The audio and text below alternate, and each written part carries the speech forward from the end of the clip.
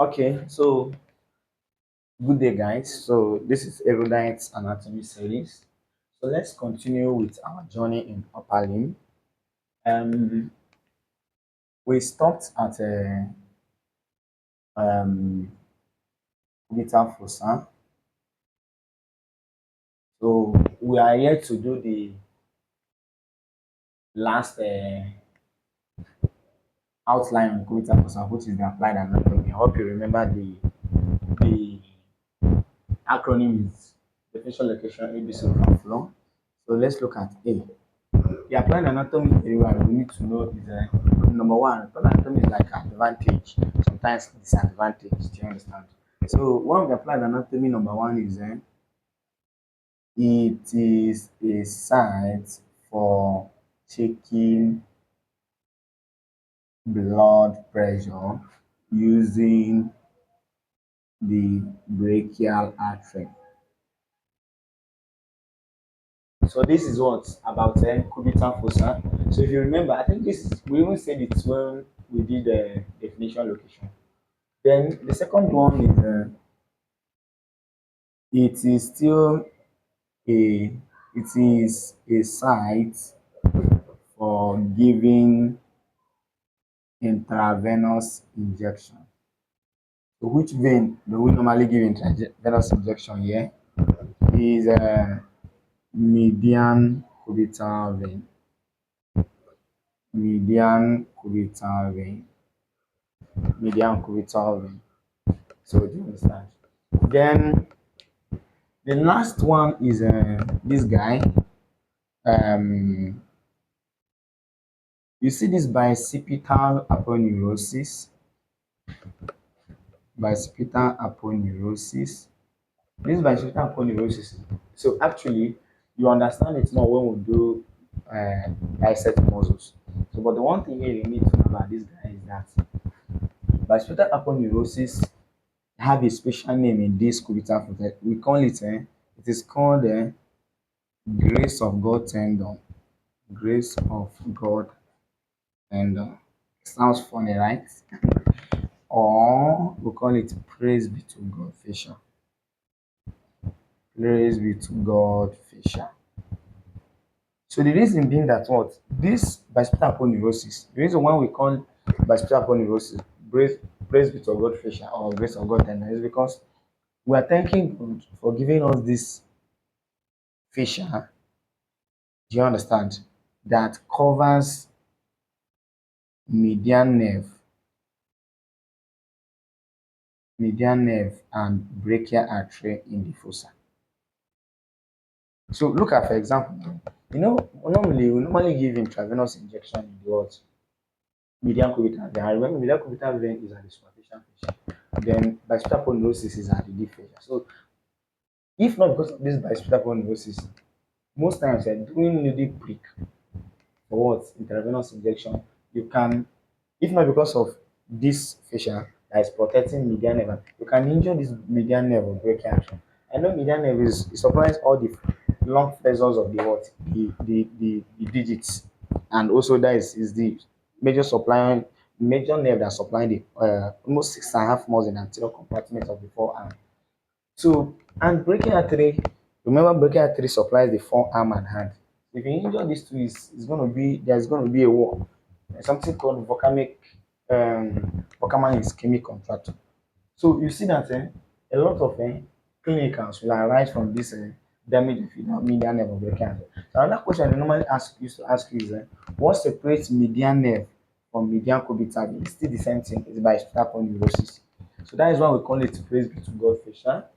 Think yeah, we are done with um, this cubital fossa. So let's look at the next applied, the next space. That is the last important one. Is anatomical snuff box. Anatomical snuff box. So anatomical snuff box, we are using the same definition slash location A, B, C, roof and floor. So let's define and locate. So this is anatomical small box. This depression here, as you can see, most times is more prominent when the what the thumb is extended. So the first thing is we define using the shape. So it is a triangular shaped depression. Then we have defined. Let's now look at seen at the posterolateral aspect of the wrist. Posterolateral aspect of the wrist. Posterolateral aspect of the wrist. Then the next point is it is more under this, it is more prominent when the thumb is extended. So when the thumb is what extended, it is more prominent when the thumb is what extended. So like this, I can always say, but if I extend my thumb now, now see it. Then remember we say we put the advantage actually, and okay, we can just say is a passageway for vessels. Do you understand? For blood vessels, especially radial artery, as what it enters the what the hand. So because when radial artery reaches here, it passes through what anatomical snuff box before it now changes to what deep palmar arch. So it's an important. So but even if let's say for example you're writing this, if you don't remember it, you can just leave it. The way you look at the content, you now talk about that radial. But just so you can say it's a passageway for vessel entering the what the hand from the what the forearm, the hand from the what forearm. Then number 2 points here is let's talk about what the roof. The roof is formed by still the same thing, skin. Then after skin is superficial skin, skin. The major thing here is skin and superficial fascia. Skin and what superficial fascia. So the superficial fascia, you have to know it contains two things. It contains cephalic vein and superficial branch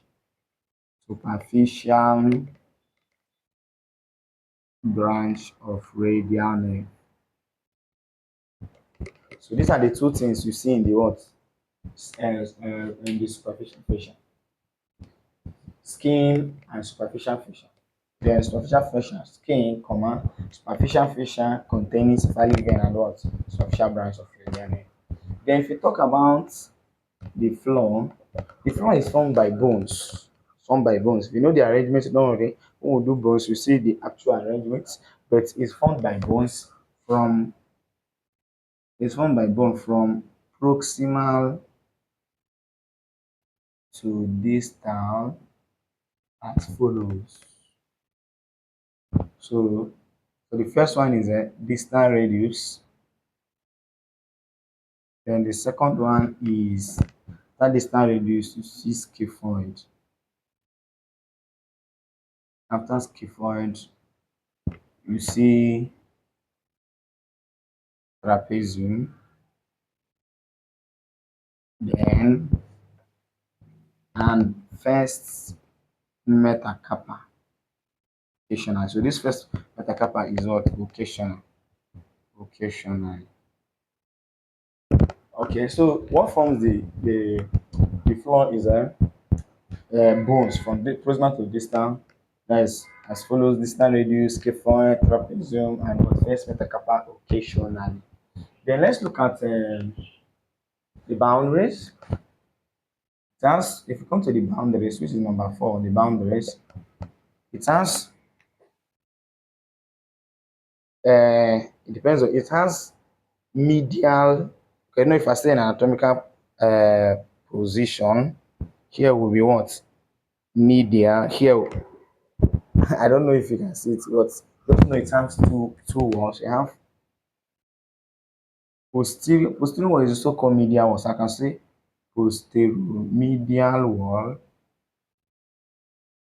and anterolateral. So posteromedial wall is formed by tendon of extensor pollicis longus, while this one is formed by tendons of two tendons of extensor, the younger brother of this one, extensor pollicis brevis and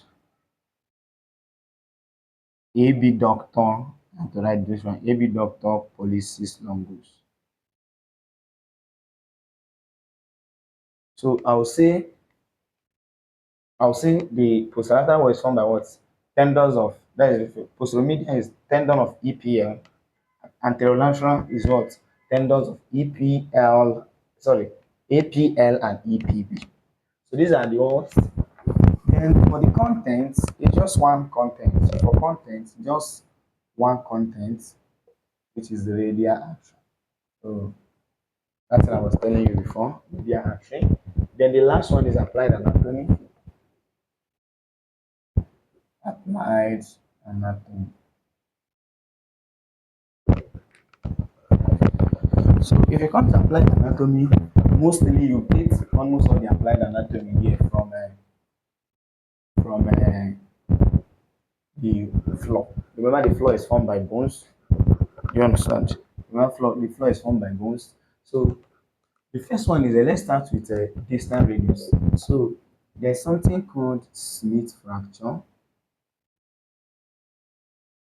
Then number two, there's something called Colles fracture. This Colles fracture is also called dinner fork deformity.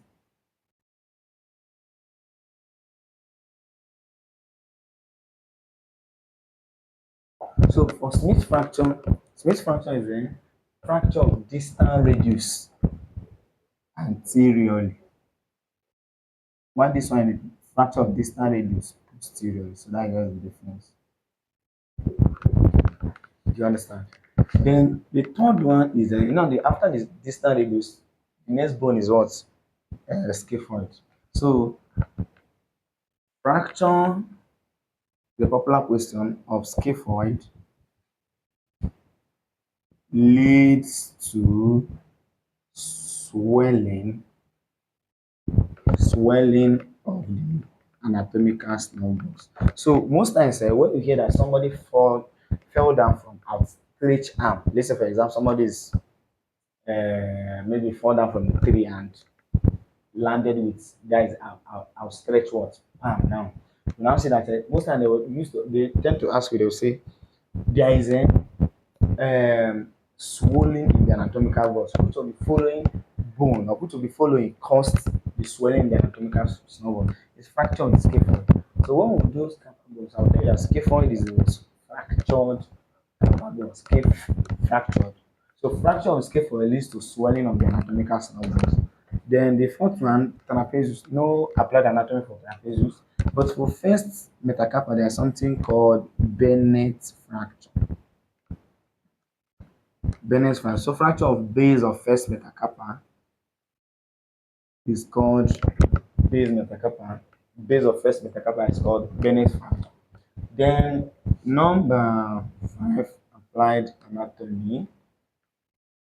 Okay, I will look at something called there's something called the Quavian disease. The Quavian disease. So this is disease of anterolateral wall of anatomical snub box. Remember that tendon of APA. So a disease that leads to what? That is a infection or inflammation. Just know that when APL and EPB, there's some disease that can affect those two tendons. So this disease is called what? The Quavian disease. Then the last applied anatomy, which they normally used to ask, is what? That when there is a stab in anatomical small box, there is profuse bleeding. They normally ask you, the profuse bleeding is from which vessel? Remember, we have cephalic vein at the roof and we have radial artery as the content. So the The one causes profuse bleeding when there is stab in anatomical nerve blocks is radial artery, rupture of radial artery, not cephalic vein. For cephalic vein own, it's normal because cephalic vein, when we do veins of the upper limb, you see that cephalic vein ascends upward through the pectoral groove. So when you hear a stab in the pectoral groove, that one should be what? Cephalic vein. But a stab in anatomical nerve blocks, they think am twice is what? Mid radial artery. I think we are done. So the next topic, let's we'll look at another topic the next time. So see you guys next time.